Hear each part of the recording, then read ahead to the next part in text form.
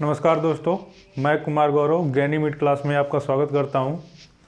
तो अगर हम लोग का प्रयास आप लोग को अच्छा लग रहा हो तो हमारे चैनल को पहले ज़रूर सब्सक्राइब करें, लाइक करें और शेयर ज़रूर करें, ठीक है। तो कल तक हम लोगों ने दक्षिण भारत के राज्यों में अवस्थित पहाड़ियों को पढ़ा था और कुछ पहाड़ियाँ जैसे मध्य प्रदेश में अवस्थित पहाड़ियाँ जो कि सतमाला की पहाड़ी, विंध्यन की पहाड़ी, महाराष्ट्र में अवस्थित पहाड़ियाँ, कर्नाटक में अवस्थित पहाड़ियाँ और छत्तीसगढ़ में अवस्थित पहाड़ियों को देखा था।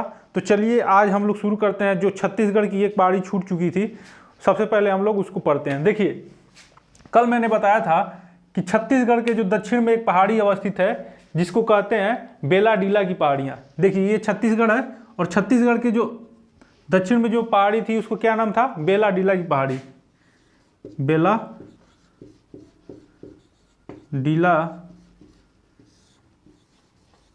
की पहाड़ी।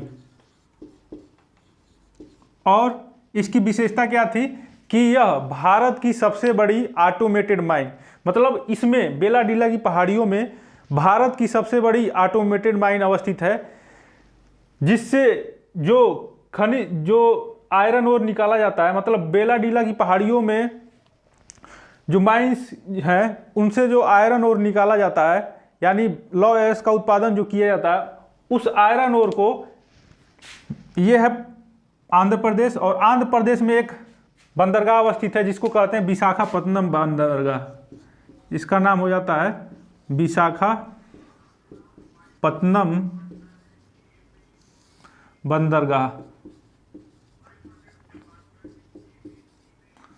तो बेलाडीला की खानों से जो आयरन और एक्सट्रैक्ट किया जाता है, यानी लौ अयस्क का जो उत्पादन किया जाता है, उसको विशाखापत्तनम बंदरगाह से जापान को एक्सपोर्ट कर दिया जाता है। कल तक मैं आप लोग को ये बता चुका था।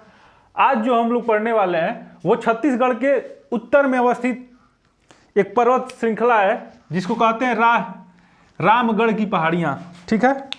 इसका नाम हो जाता है, यहाँ पे आप लोग लिख लीजिए, रामगढ़ की पहाड़ियाँ, ठीक है। और रामगढ़ की पहाड़ियाँ इसलिए फेमस हैं कि यहीं पर कोयले का भंडार अवस्थित है। रामगढ़ की पहाड़ियों के नीचे, मतलब रामगढ़ की पहाड़ियों में कोयले का भंडार अवस्थित है, जिसके कारण छत्तीसगढ़, देखिए छत्तीसगढ़ में दो चीज़ों का भंडार है। देखिए, एक अगर छत्तीसगढ़ के साउथ में आएंगे तो आप लोग देखेंगे कि बेलाडीला की पहाड़ियाँ पाई जा रही हैं और बेलाडीला की पहाड़ियों में लौ अयस्क का भंडार है। वैसे ही अगर छत्तीसगढ़ के नॉर्थ में जाएंगे, यानी उत्तर में जाएंगे, तो आप लोग को रामगढ़ की पहाड़ियाँ मिलेंगी। और रामगढ़ की पहाड़ियों में क्या अवस्थित है? रामगढ़ की पहाड़ियों में कोयले का भंडार है। तो यहाँ पे लिख लीजिए, मैं यहाँ पे लिख दे रहा हूं, कोयले का भंडार है, कोयले का भंडार है। अब देखिए, जिस स्टेट में, यानी जिस राज्य में या जिस जगह कोयला और लौह अयस्क की प्रधानता होती है, वहां पर लौह इस्पात जो संयंत्र है, मतलब लौह इस्पात संयंत्र जो स्टील पावर प्लांट होते हैं, वहां पर सबसे ज्यादा बाहुल्यता वहीं पर आप लोग को मिलेगी। जैसे स्टील पावर प्लांट जो होते हैं, चाहे जो लौह इस्पात संयंत्र होते हैं, इसमें जो कच्चा माल होता है, कच्चे माल में क्या लगता है? लौह इस्पात संयंत्र में जो कच्चा माल होता है वो लगता है लौह अयस्क व कोयला, ठीक है। तो जिस स्थान पे लौह अयस्क और कोयले की प्रधानता होगी वहां पर आप लोग को लौह इस्पात संयंत्र जरूर मिलेंगे, ठीक है। तो इसीलिए आप लोगों ने सुना होगा कि भारत की जो पहली पंचवर्षीय योजना थी, भारत की जो सबसे पहली पंचवर्षीय योजना थी, उसमें एक स्टील पावर प्लांट जब खुला था भिलाई में, तो भिलाई कहाँ है? छत्तीसगढ़ में है। तो भिलाई में सर्वप्रथम जो स्टील पावर प्लांट खुला, जो कि रसिया की सहायता से खोला गया, जो कहाँ अवस्थित है? छत्तीसगढ़ में। तो भिलाई जो छत्तीसगढ़ में अवस्थित है, उसको आयरन ओर यानी लौह अयस्क बेलाडीला की माइन से मिलता है, और कोयले का जो कोयले का जो ट्रांसपोर्ट है वो रामगढ़ की पहाड़ियों से मिलता है, ठीक है। तो इसीलिए छत्तीसगढ़ में आप लोग देखेंगे कि लौह इस्पात संयंत्र की प्रधानता है, ठीक है। अब हम लोग चलते हैं, हम लोग का जो नेक्स्ट स्टेट रहेगा वो रहेगा उड़ीसा। तो मैं थोड़ा रब कर देता हूं।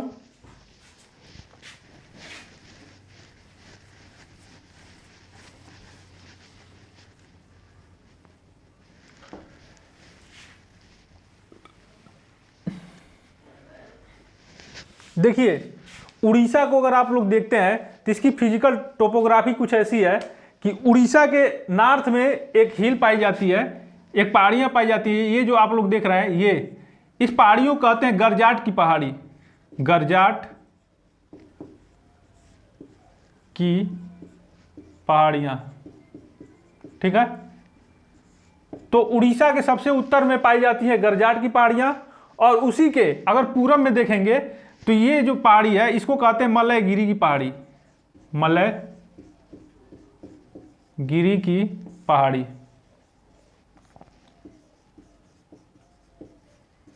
और उड़ीसा का जो सबसे ऊंचा पीक है, मतलब उड़ीसा राज्य का सबसे ऊंची चोटी जो है उसको कहते हैं देवमाली, जो कि उड़ीसा के मध्य पश्चिम में अवस्थित है, मतलब यहां पे। तो इसका नाम हो जाता है देवमाली। इसको लिख लीजिए आप लोग, देवमाली, या उड़िया में इसको कहते हैं देवरी मुंडा, देवरी मुंडा।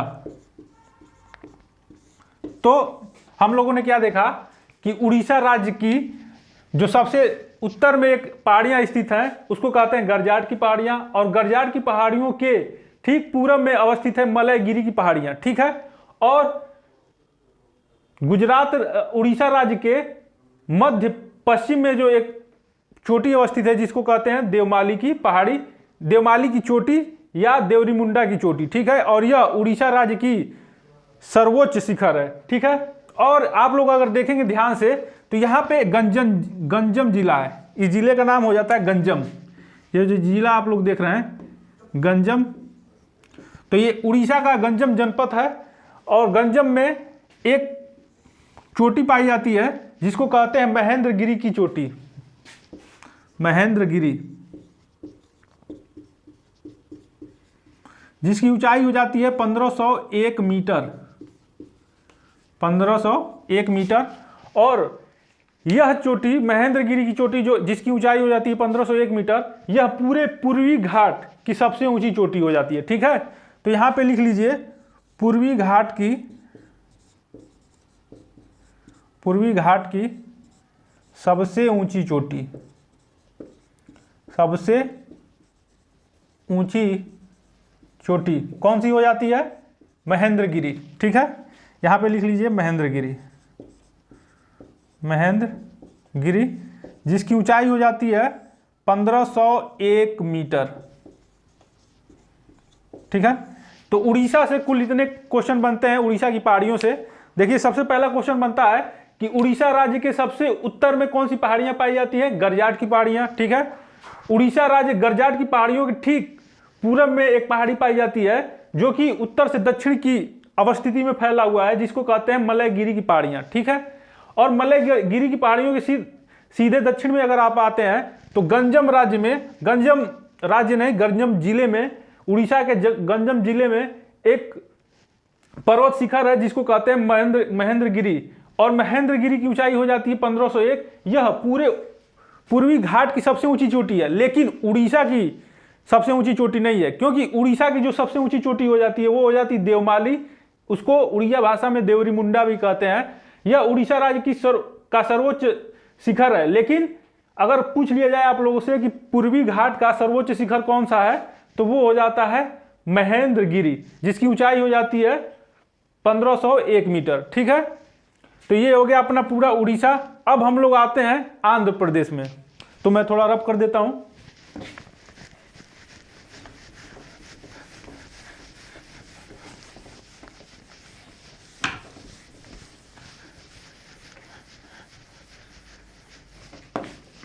देखिए आंध्र प्रदेश में मुख्यतः हम लोग को 4 पीक्स पढ़ने होते हैं, ठीक है।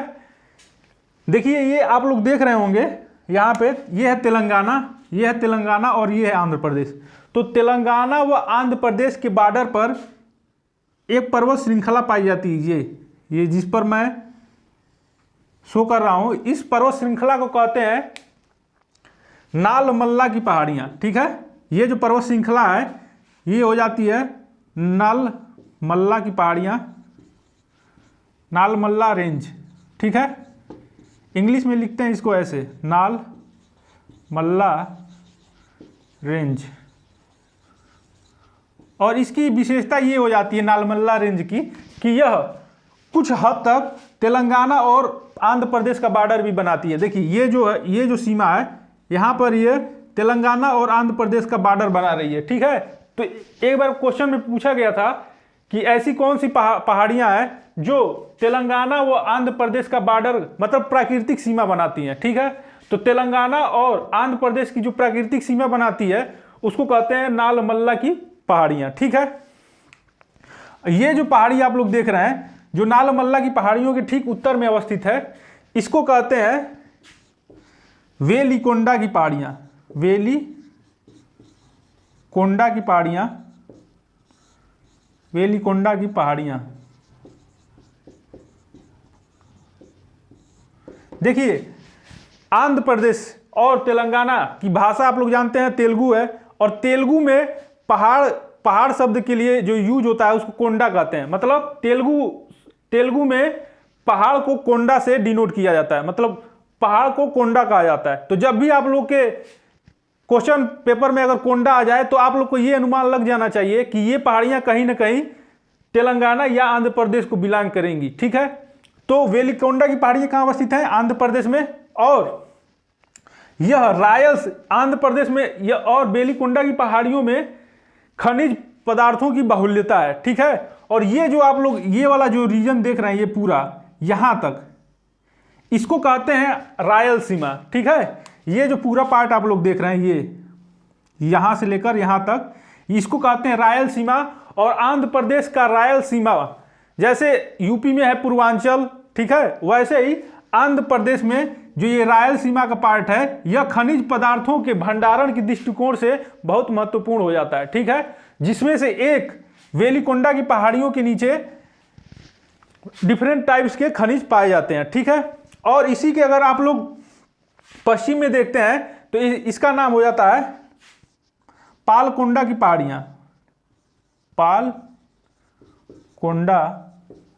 पालकोंडा की पहाड़ियां जो कि वेलिकोंडा की पहाड़ियों के ठीक पश्चिम में अवस्थित है। ठीक है, तो अगर मैं ध्यान से अगर आप लोग पढ़ें तो तेलंगाना व आंध्र प्रदेश के बीच में एक पहाड़ी पाई जाती है जिसको कहते हैं नालमल्ला की पहाड़ियां, जो कि तेलंगाना व आंध्र प्रदेश के बीच में सीमा निर्धारण यानी प्राकृतिक सीमा का निर्माण करती हैं। और नालमल्ला रेंज के ठीक अगर दक्षिण में आए तो हम लोग को मिलती है वेलिकोंडा की पहाड़ियां, और उसके ठीक हम लोग पश्चिम में जाएं तो मिलती हैं पालीकोंडा की पहाड़ियां। तो देखिए नालमल्ला, वेलिकोंडा, पालकोंडा, ये तीनों पहाड़ियों की जो अवस्थिति है वो वेलिकोंडा और पालकोंडा की पहाड़ियों की अवस्थिति तो पूरी तरीके से आंध्र प्रदेश राज्य में है, लेकिन जो नालमल्ला का कुछ भाग तेलंगाना राज्य में भी अवस्थित है। ठीक है, लेकिन अभी हम लोग से एक पहाड़ी छूट रही है जो आंध्र प्रदेश की सबसे ऊंची चोटी हो जाती है। देखिए आंध्र प्रदेश की जो सबसे ऊंची चोटी है वह विशाखापत्तनम जगह, आप लोग नाम सुनेंगे वाईजैक, जहां पर अक्सर मैच होते रहते हैं। तो वाईजैक में एक चोटी है जिसको कहते हैं अरमाकोंडा, ये हो जाता है अरमाकोंडा। और अरमाकोंडा जो हो जाती है यह आंध्र प्रदेश की सबसे ऊंची चोटी हो जाती है। ठीक है, तो अगर आप लोगों से पूछ लिया जाए कि आंध्र प्रदेश का सर्वोच्च शिखर कौन सा है तो वो हो जाता है अरमाकोंडा। ठीक है, अब अरमाकोंडा कहाँ अवस्थित है? विशाखापट्टनम में। और अरमाकोंडा में ही अगर आप लोग देखें तो अराकू वैली, यहां पे लिख लीजिए अराकू वैली, अराकू की घाटी, अराकू की घाटी अवस्थित है। ठीक है, तो अगर आप लोगों से पूछा जाए कि अराकू वैली या अराकू की घाटी किस पर्वत शिखर में है तो वो हो जाता है अरमाकोंडा। ठीक है, और अराकू की घाटी किसके समीप हो जाती है? ये हो जाती है विशाखापट्टनम के समीप, जो कि अरमाकोंडा अवस्थित है। कहाँ पे? विशाखापट्टनम में। ठीक है, देखिए ये था अपना पूरा आंध्र प्रदेश। आंध्र प्रदेश से मुख्यतः 4 तरह के क्वेश्चन बनेंगे। अगर पूछ लिया जाए आप लोगों से नालमल्ला की पहाड़ियां किस राज्य में अवस्थित हैं, तो उसका आंसर हो जाएगा आंध्र प्रदेश। अगर आप लोगों से पूछ लिया जाए वेलिकोंडा वो पालकोंडा की पहाड़ियां किस राज्य में अवस्थित हैं, तो वो हो जाएगा आंध्र प्रदेश। और तीसरा जो क्वेश्चन बनता है कि आंध्र प्रदेश की सबसे ऊंची चोटी और पूर्वी घाट की दूसरी सबसे ऊंची चोटी। देखिए पूर्वी घाट की सबसे ऊंची चोटी हम लोग पढ़े थे कौन सी? महेंद्रगिरी, जिसकी ऊंचाई 1501 मीटर थी। और लेकिन पूर्वी घाट की अगर दूसरी सबसे ऊंची चोटी पूछ लिया जाए तो वो हो जाती है अरमाकोंडा। और अरमाकोंडा ही आंध्र प्रदेश की सबसे ऊंची पर्वत शिखर हो जाती है। ठीक है, तो ये हो गया अपना आंध्र प्रदेश। अब हम लोग चलते हैं केरल और तमिलनाडु राज्य में। ठीक है, तो अगला जो हमारा टॉपिक है केरल और तमिलनाडु राज्य की प्रमुख पर्वत श्रृंखलाएं।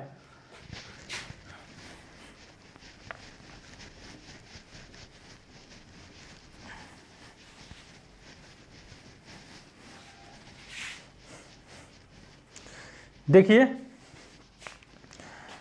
ये जो आप लोग एक नाट के रूप में देख रहे हैं यहां पे, देखिए ये है अपना कर्नाटक, ये है केरल और ये है तमिलनाडु।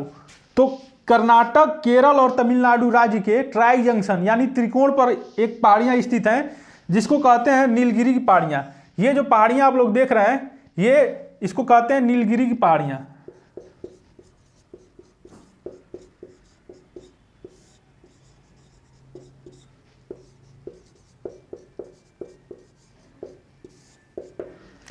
और नीलगिरी की पहाड़ियां पूर्वी घाट और पश्चिमी घाट को जोड़ने का भी काम करती हैं। तो अगर आप लोगों से पूछ लिया जाए कि पूर्वी घाट और पश्चिमी घाट किस पहाड़ियों पर आके मिलते हैं, तो उसका आंसर हो जाएगा नीलगिरी की पहाड़ियां।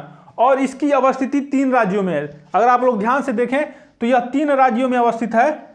एक हो जाता है कर्नाटक, दूसरा हो जाएगा केरल और तीसरा राज्य हो जाता है तमिलनाडु। ठीक है, तो जो नीलगिरी की पहाड़ियां हैं वह मुख्यतः 3 राज्य में अवस्थित है। पहला हो जाता है कर्नाटक, ऊपर वाला भाग जो कर्नाटक में पड़ता है, दक्षिण पश्चिम वाला भाग केरल में और दक्षिण पूर्व वाला भाग तमिलनाडु में। ठीक है, लेकिन अगर आप लोगों से पूछ लिया जाए कि जो ये नीलगिरी की पहाड़ियां हैं इसकी जो सर्वोच्च शिखर है उसका नाम क्या है, तो इसको मैं आपको पिछले सेशन में बताया भी था कि ये जो सर्वोच्च शिखर है इसको कहते हैं डोड्डा बेटा। डोड्डा बेटा। ठीक है, तो इसकी ऊंचाई कितनी हो जाती है? इसकी ऊंचाई हो जाती है 2637 मीटर, जो कि नीलगिरी की पहाड़ियों का सर्वोच्च शिखर है और प्रायद्वीपीय भारत का दूसरा सबसे ऊंचा शिखर हो जाता है। ठीक है, तो ये जो डोड्डा बेटा है यह नीलगिरी पर्वत शिखर का सबसे ऊंचा शिखर है और प्रायद्वीपीय भारत का, देखिए नीलगिरी का तो सबसे ऊंचा शिखर हो गया और प्रायद्वीपीय भारत का दूसरा सबसे ऊंचा शिखर हो जाता है। ठीक है, जिसकी ऊंचाई कितनी हो जाती है? 2637 मीटर। इतना क्लियर हुआ। अब जो ये डोड्डा बेटा है इसकी अवस्थिति पूछ ली जाती है कि डोड्डा बेटा किस राज्य में अवस्थित है। देखिए भले ही नीलगिरी की पहाड़ियां 3 राज्य में अवस्थित हैं, लेकिन जो डोड्डा बेटा है यह पूरी तरीके से तमिलनाडु राज्य में स्थित है।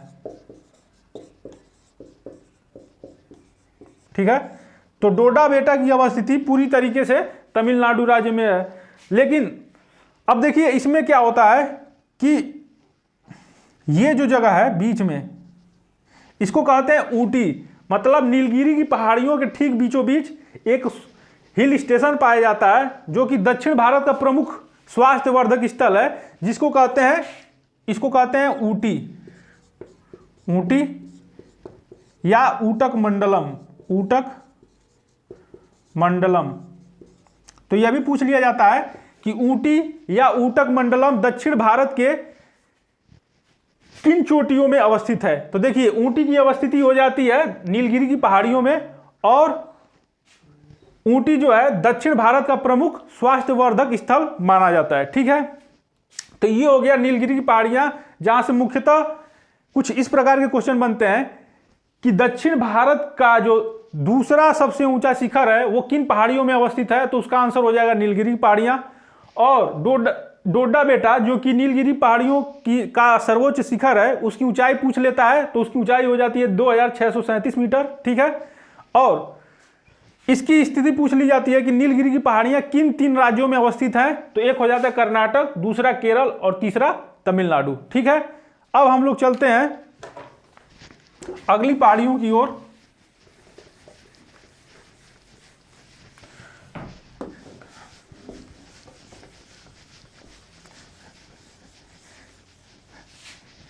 जिसकी अवस्थिति पूरी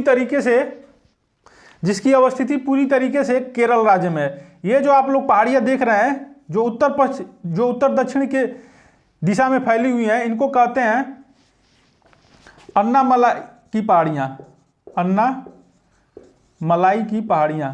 ठीक है, और अन्नामलाई की पहाड़ियां जो केरल और तमिलनाडु राज्य के सीमा पर स्थित है। ठीक है, तो अन्नामलाई की पहाड़ियों का विस्तार 2 राज्यों में हो जाता है, केरल और तमिलनाडु। ठीक है, लेकिन जो इसकी सबसे ऊंचा शिखर है, अन्नामलाई की पहाड़ियों का जो सर्वोच्च शिखर है, उसको कहते हैं अनाईमुड़ी,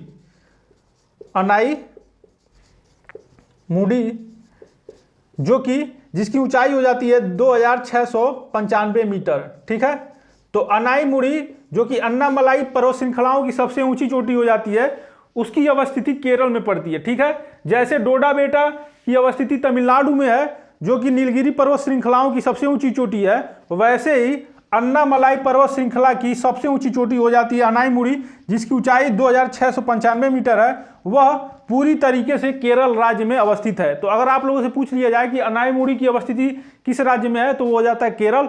और अनाईमुड़ी ही दक्षिण भारत की सबसे ऊंची चोटी है। दक्षिण भारत या कह लें प्रायद्वीपीय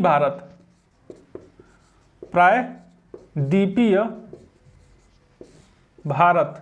तो दक्षिण भारत या प्रायद्वीपीय भारत की सबसे ऊंची चोटी हो जाती है अनाईमुड़ी। ठीक है, जिसकी ऊंचाई हो जाती है 2695 मीटर।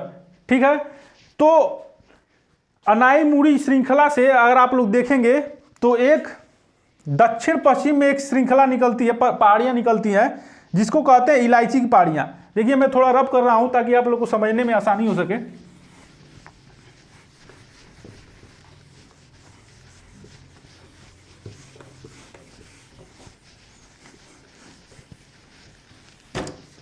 देखिए ये है अन्नामलाई की पहाड़ियां, और अन्नामलाई की पहाड़ियों से ही दक्षिण पश्चिम में एक पर्वत श्रृंखला निकलती है जिसको कहते हैं इलायची की पहाड़ियां। इसका नाम नोट डाउन कर लीजिए, इलायची की पहाड़ियां। इलायची की पहाड़ियां।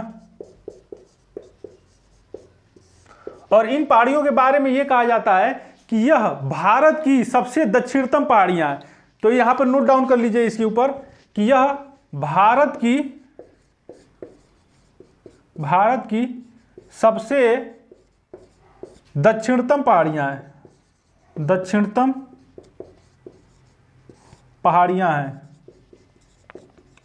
पहाड़ी है। ठीक है, तो ये दक्षिण भारत की सबसे मतलब भारत की सबसे दक्षिणतम पहाड़ी, और दक्षिण भारत की भी अगर देखा जाए तो सबसे दक्षिणतम पहाड़ी हो जाती है कौन सी? इलायची की पहाड़ियां। ठीक है, अब हम लोग चलते हैं, ये हो गया दक्षिण भारत की सबसे दक्षिणतम पहाड़ी जो कि हो जाती है इलायची की पहाड़ी, जो कि अन्नामलाई का ही दक्षिणी विस्तार है। ठीक है, अब हम लोग चलते हैं अन्नामलाई की पहाड़ियों का, देखते हैं अगर हम लोग उत्तरतम विस्तार जिसको कहते हैं पालनी की पहाड़ियां। ठीक है, इसका नाम हो जाता है पालनी की पहाड़ी। पालनी की पहाड़ी।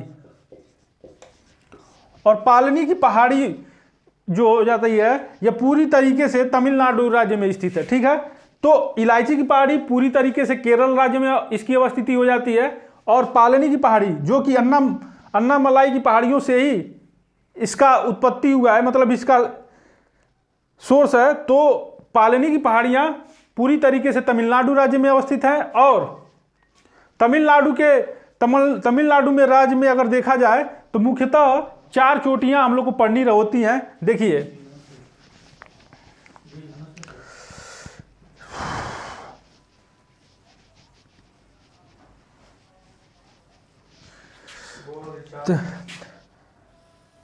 देखिए ये जो डोडा बेटा है, डोडा बेटा जो हम लोग पढ़े थे, जो कि नीलगिरी की पहाड़ियों की सर्वोच्च शिखर था, यह तमिलनाडु राज्य की सबसे ऊंची चोटी हो जाती है। ठीक है, जो डोडा बेटा है यह तमिलनाडु राज्य की सर्वोच्च शिखर हो जाता है। लेकिन तमिलनाडु राज्य में मुख्यतः हम लोग को 4 पहाड़ियां पढ़नी है।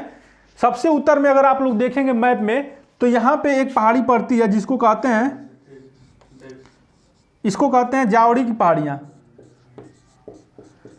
जावड़ी की पहाड़ियां।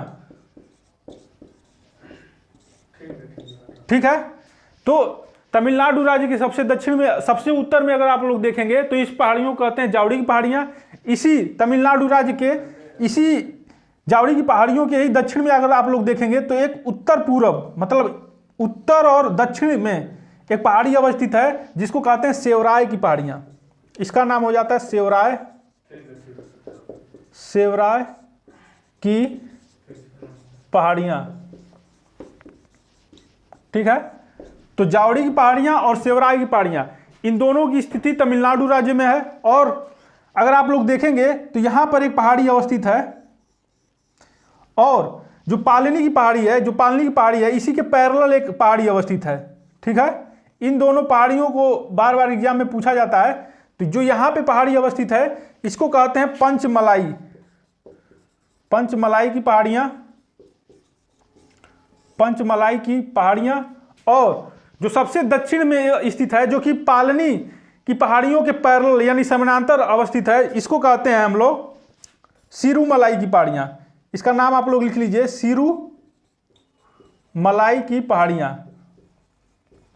ठीक है, तो तमिलनाडु राज्य में मुख्यतः हम लोग को 5 पहाड़ियां पढ़नी है और एक चोटी पढ़नी है। ये जो चोटी हो जाती है डोडा बेटा की सबसे ऊंची चोटी हो जाती है, जो कि तमिलनाडु राज्य की भी सर्वोच्च शिखर बनती है। ठीक है, अगर हम लोग वो देख ले तो तमिलनाडु राज्य का जो उत्तर भाग में जो अवस्थित चोटी है उसको कहते हैं जावड़ी की पहाड़ियां। और जावड़ी की पहाड़ियों के ठीक दक्षिण में एक पहाड़ी है जो कि जिसका नाम हो जाता है सेवराय की पहाड़ियां, जो कि उत्तर दक्षिण में अवस्थित हैं। ठीक है, और सेवराय की पहाड़ियों के ठीक दक्षिण में आप लोग पाते हैं पंचमलाई की पहाड़ियां। और पंचमलाई की पहाड़ियों के ठीक दक्षिण में जो पहाड़ी मिलती है उसको कहते हैं सिरुमलाई की पहाड़ी, जो कि पालनी की पहाड़ियों के पैरेलल अवस्थित है। ठीक है, तो ये हो गया अपना पूरा दक्षिण भारत में स्थित प्रमुख पहाड़ियां और पर्वत शिखर। ठीक है, अब जो हमारा नेक्स्ट टॉपिक रहेगा वो रहेगा दक्षिण भारत में अवस्थित पठार, जैसे कि मालवा का पठार हो गया, दक्कन का पठार हो गया, मैसूर का पठार हो गया, छोटा नागपुर का पठार हो गया, बुंदेलखंड का पठार हो गया, बघेलखंड का पठार। तो इन सब की परिचर्चा हम लोग कल के लेक्चर में करेंगे। अगर हम लोग का प्रयास आप लोग को अच्छा लग रहा हो और पढ़ाने की शैली अच्छी लग रही हो तो हमारे चैनल को शेयर, सब्सक्राइब और लाइक करना बिल्कुल ना भूलें। ठीक है गाइस, जय हिंद, जय भारत।